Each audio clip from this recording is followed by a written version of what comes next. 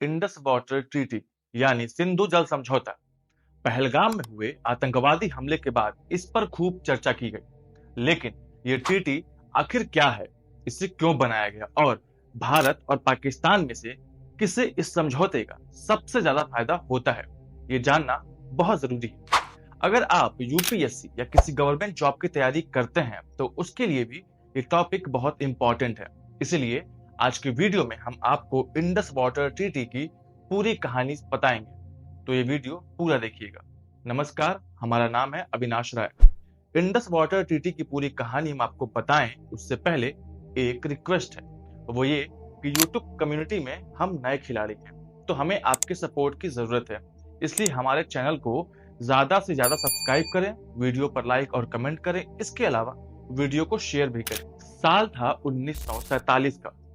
To nation theory के नाम पर भारत से पाकिस्तान अलग हो गया।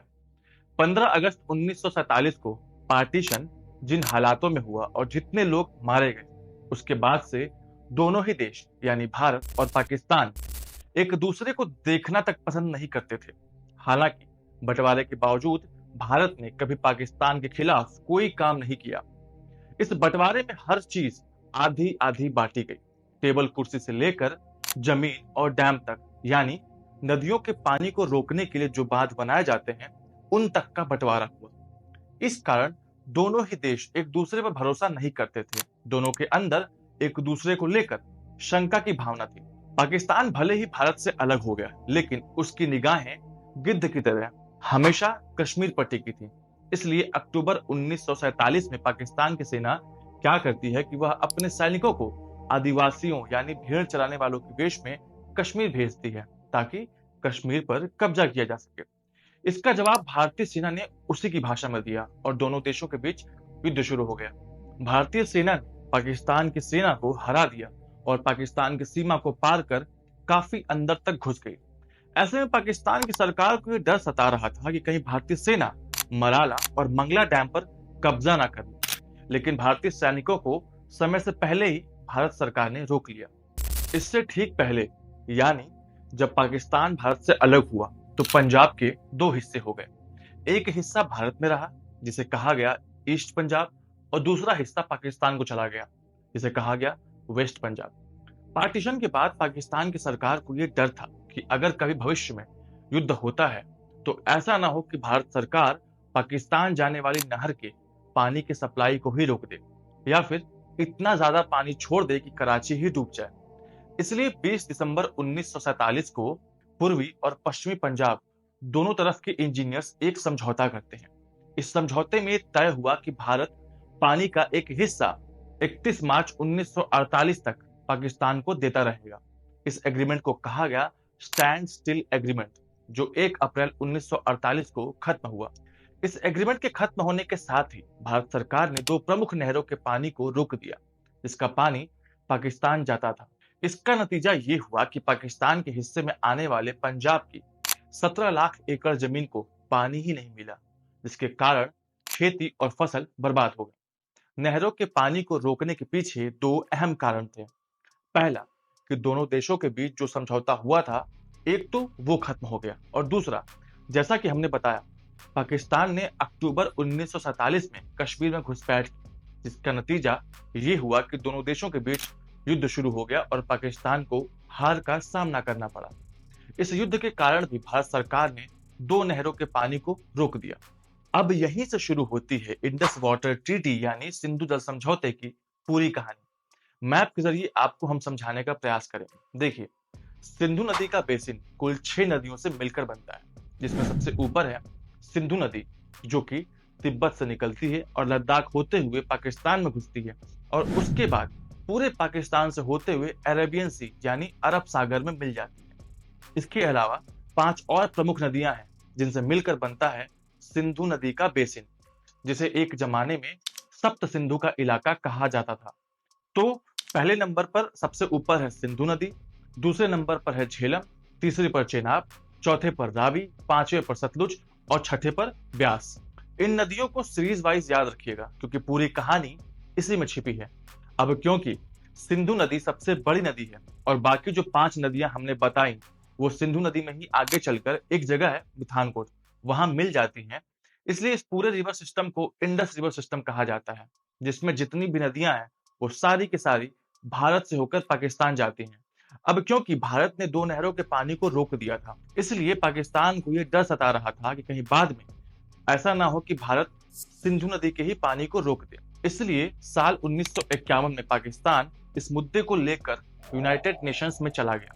पाकिस्तान ने भारत पर आरोप लगाया कि भारत पाकिस्तान की वाटर सप्लाई में दिक्कत दे रहा है। इसलिए अब इस पर डिस्कशन शुरू हो गया। पाकिस्तान के लिए सिंधु नदी बेहद जरूरी है, लेकिन ऐसा क्यों, ये जानना भी जरूरी है। दरअसल सिंधु नदी का 80% पानी पाकिस्तान को जाता है और सिंधु नदी के ही पानी पर पाकिस्तान का पूरा खेती बाड़ी का सिस्टम टिका हुआ है। अगर सिंधु नदी ना होती तो आज पाकिस्तान एक रेगिस्तान होता, और यही वजह है कि इस नदी के ही आसपास हड़प्पा, मोहनजोदारो, सिंधु घाटी सभ्यता बसाई गई थी। सिंधु नदी के पानी को लेकर दोनों देशों के बीच जब विवाद बढ़ने लगा तो इस झगड़े को सुलझाने का फैसला वर्ल्ड बैंक ने किया। उस समय वर्ल्ड बैंक को IBRD यानी international bank for reconstruction and development कहा जाता था। इस बीच साल 1952 वर्ल्ड बैंक ने भारत और पाकिस्तान के बीच मीडिएशन स्टार्ट कर दिया, यानी मध्यस्थता। और यह वही समय था जब ये योजना बनाई गई कि दोनों देशों के बीच इंडस वाटर ट्रीटी यानी सिंधु जल समझौता कराया जाएगा। हालांकि साल 1958 तक पाकिस्तान इस ट्रीटी को साइन करने से भागता रहा, लेकिन साल 1960 में दोनों देशों ने सिंधु जल समझौते पर साइन कर दिया और इसे ही कहा गया इंडस वाटर ट्रीटी। ये तस्वीर देखिए, उस समय के भारत के प्रधानमंत्री जवाहरलाल नेहरू और पाकिस्तान के फील्ड मार्शल अयूब खान की है। अयूब खान उस वक्त पाकिस्तान के राष्ट्रपति भी थे। दोनों ने इस समझौते पर 19 सितंबर 1960 को साइन किया था। अब जैसा कि हमने पहले बताया, सिंधु नदी तिब्बत से निकलकर लद्दाख और पाकिस्तान होते हुए कराची के पास अरेबियन सी में गिर जाती है, और जो 5 प्रमुख नदियां हैं यानी झेलम, चेनाब, रावी, सतलुज और ब्यास, ये पांचों नदियां सिंधु नदी की सहायक नदियां हैं। तो इस समझौते में यह तय हुआ कि सिंधु नदी और उसके नीचे की 2 नदियां यानी सिंधु, चेनाब और झेलम, उनके पानी का इस्तेमाल पाकिस्तान करेगा, और नीचे की जो 3 नदियां हैं यानी रावी, ब्यास और सतलुज, उनके पानी का इस्तेमाल भारत करेगा। यानी अगर भारत नीचे वाली 3 नदियों पर कोई डैम अगर बनाना चाहे तो वह बना सकता है। इसके अलावा भारत ऊपर वाली 3 नदियों के पानी का भी कुछ लिमिटेशंस के साथ इस्तेमाल कर सकता है। साथ ही इस समझौते में पाकिस्तान को 10 साल का एक्सटेंशन दिया गया, यानी पाकिस्तान रावी, सतलज और ब्यास के पानी को 10 साल तक इस्तेमाल कर सकता था। इसके पीछे वजह यह थी कि पाकिस्तान कुछ वक्त पहले ही भारत से अलग हुआ था और पाकिस्तान में डैम और कैनाल सिस्टम अच्छे से डेवलप नहीं हुआ था। इसलिए पाकिस्तान को 10 साल का ट्रांजिशन पीरियड दिया गया। अब क्योंकि इंडस वाटर ट्रीटी के बाद 3 नदियां भारत के हिस्से में आ गई थी, इसलिए ऐसा कहा गया कि पाकिस्तान को 3 नदियों का नुकसान हुआ है, जिसके बदले में भारत सरकार ने पाकिस्तान को आर्थिक मुआवजा भी दिया। आसान भाषा में कहें तो 3 नदियों के बदले पाकिस्तान को पैसे दिए गए। 31 मार्च 1960 को पाकिस्तान का ट्रांजिशन पीरियड खत्म हो गया और भारत को 3 नदियों के पानी के इस्तेमाल का पूरा अधिकार मिल गया।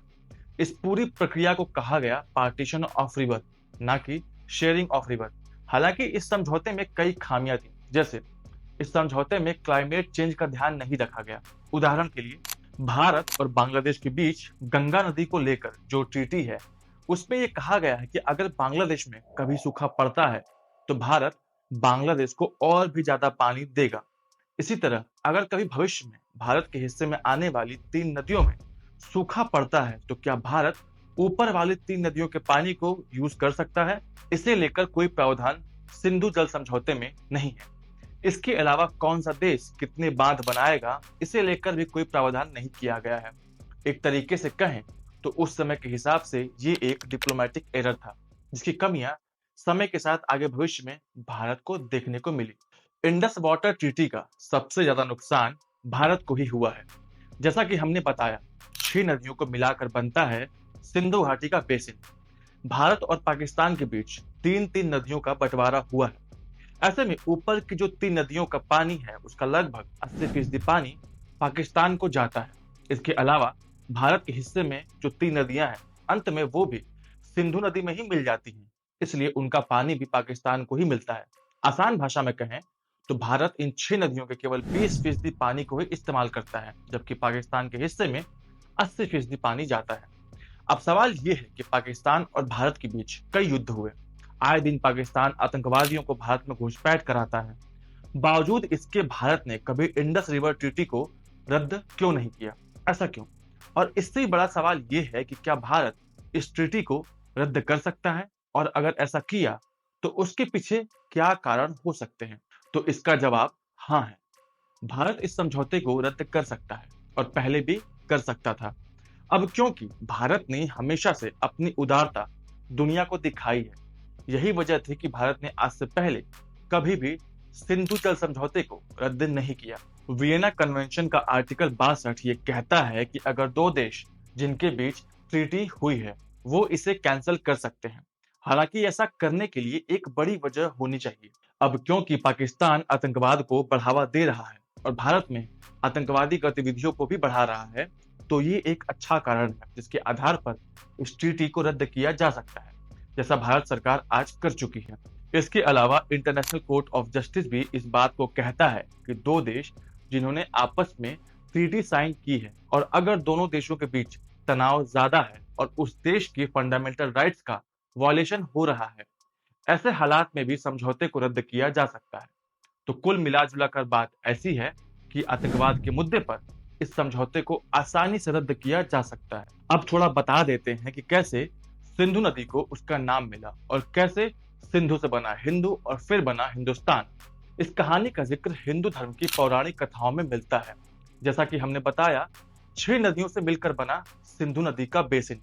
लेकिन उस समय सरस्वती नदी भी उसी इलाके में बहा करती थी, जो आज विलुप्त हो चुकी है। यानी कुल 7 नदियां उस समय पंजाब और पाकिस्तान वाले क्षेत्र में बहती थी। इसलिए इस पूरे क्षेत्र को सप्त सिंधु कहा गया। ये बात हम आज से 3 या 3,500 साल पहले की कर रहे हैं। सप्त सिंधु वाले इस इलाके में उस समय एक ट्राइब रहती थी जिसका नाम था भारत, और इस ट्राइब के राजा थे सुदास। अब राजा सुदास के साथ दिक्कत ये थी कि वो ठीक ढंग से एस शब्द बोल नहीं पाते थे, वो एस को एच की तरह बोलते थे। इसलिए सप्त सिंधु बन गया हप्त हिंदू, और पूरे मिडिल ईस्ट में सप्त सिंधु वाले क्षेत्र को हप्त हिंदू नाम से जाना जाने लगा। आगे यहीं से हिंदू और हिंदुस्तान शब्द की उत्पत्ति होती है। इसके अलावा ग्रीक्स ने जब हिंदू शब्द का इस्तेमाल करना शुरू किया तो उनके साथ दिक्कत ये थी कि वो ठीक ढंग से एच शब्द नहीं बोल पाते थे। वो हिंदू के बजाय इंडू कहा करते थे, और इसी इंडू का लैटिन फॉर्म बाद में बना इंडिया और इंडस, जिसे हम भारत और सिंध या सिंधु नदी कहते हैं। तो ये थी इंडस वाटर ट्रीटी यानी सिंधु नदी जल समझौते की पूरी कहानी। आपको हमारा ये वीडियो कैसा लगा कमेंट करके जरूर बताएं। वीडियो को लाइक करें, शेयर करें और ज्यादा से ज्यादा सब्सक्राइब करें ताकि हम और आप जुड़े रहें। धन्यवाद।